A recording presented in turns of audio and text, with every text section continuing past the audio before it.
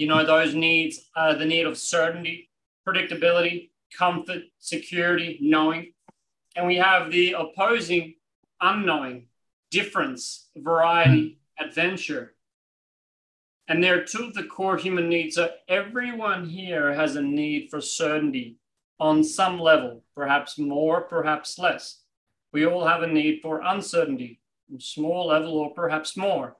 Some people will have a higher need for uncertainty. Some people will have a higher need for certainty.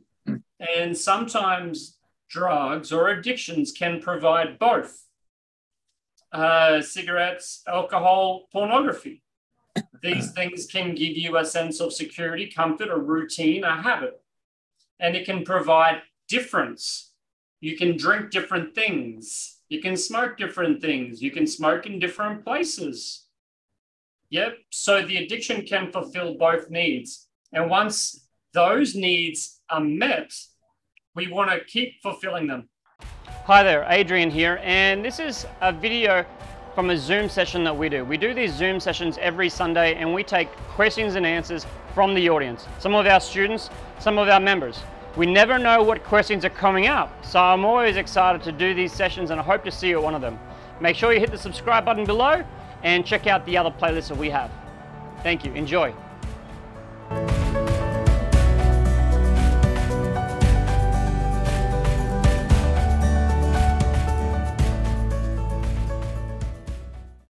What we were talking with Adrian is to use NLP. NLP is a good technique, but we strictly want to use this time to see the reframing process, how we can use reframing process in the dealing with addiction or coaching with addiction.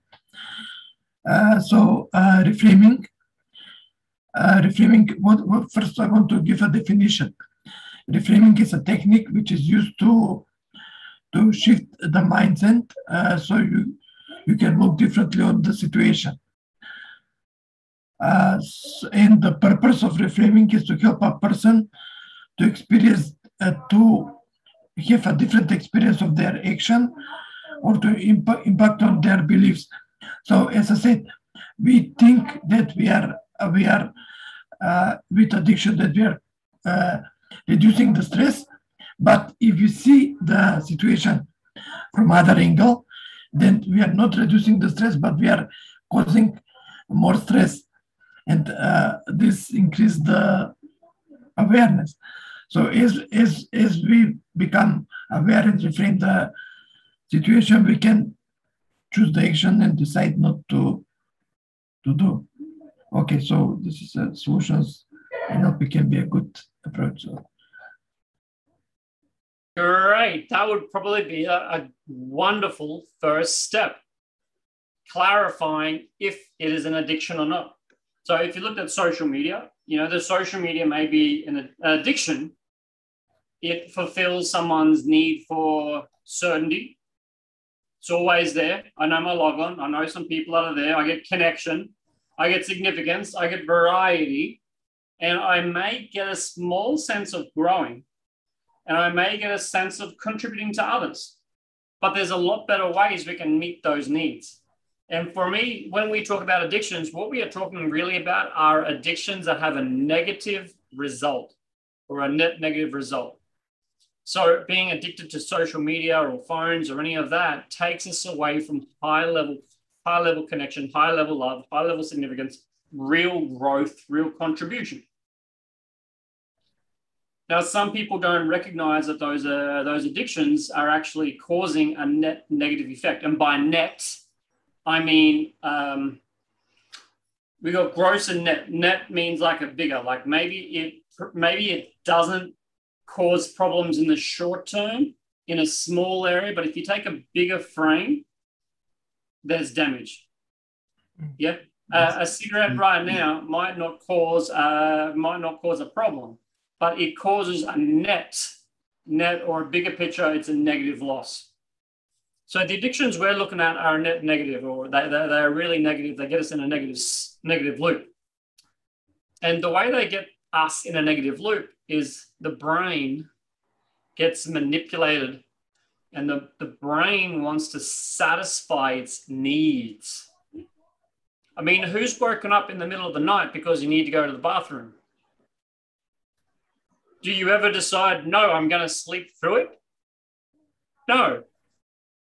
You need to go to the bathroom. And if you don't, the consequences are very fast. Yeah. If you don't get out of bed and you wet the pants, you know, you're going to feel the consequences straight away. If you smoke another cigarette or do another addiction, when are you going to experience the consequences? Days, weeks, months, years down the track. After addiction. So the addictions typically have a short-term pull, which is quite strong. Whereas I'm sure we all have a pull to eat healthier food. But is the pull strong enough? So particular drug addictions, or in the strong addictions, they'll have a very, very strong short-term pull, not a long-term pull. So it's a short-term pull. We often put frames around other people and we see the world through frames. Some people see with a short time frame.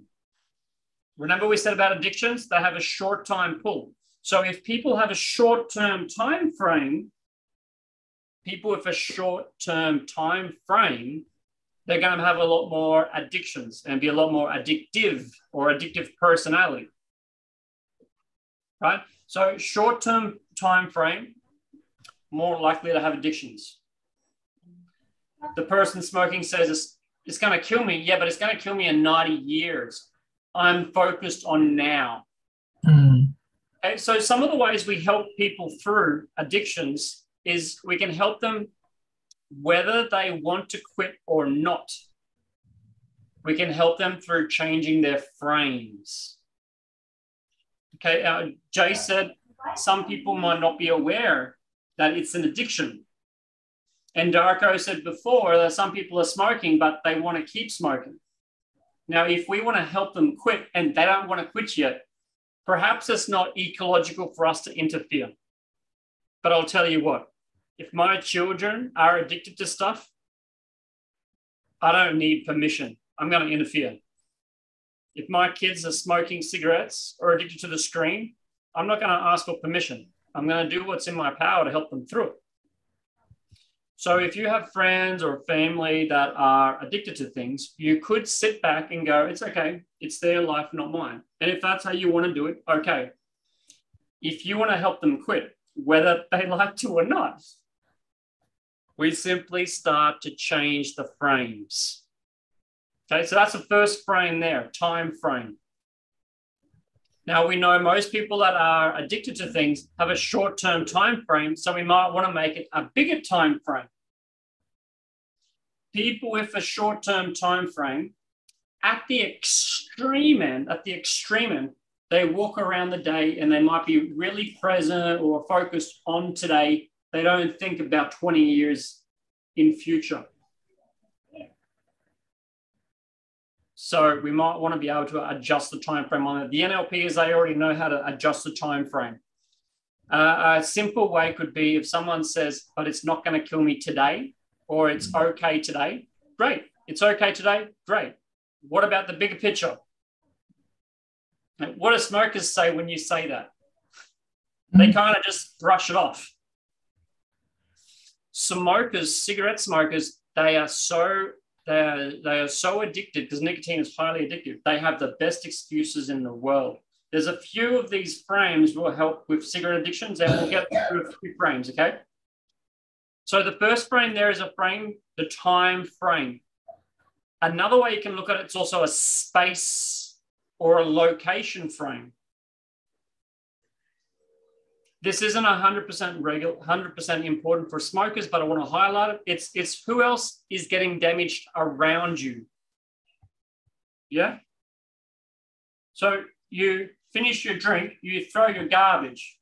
It's outside the person's space. They no longer think about the garbage, but you know what? The garbage goes down the hill and it gets swallowed by a turtle and a turtle dies. Yeah. So we can expand the time, expand the location. And with expanding the location, we can start to also include other people. Who else is being damaged by your addiction? So if you guys would like to, you can write it down, please. But if you like, you can just write it down in a notebook. You don't need to share it in the group. Emma was very wonderful and courageous to share her addiction with WeChat moments.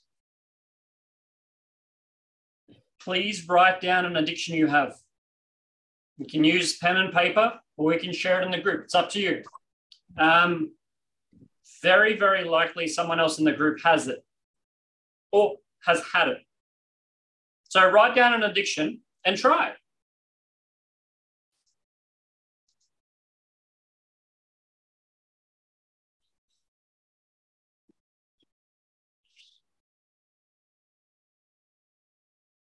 When you are doing that addiction, what kind of time frame are you working on? Who else are you considering? Are you considering other people or just yourself? It's really good to be selfish sometimes. Sometimes.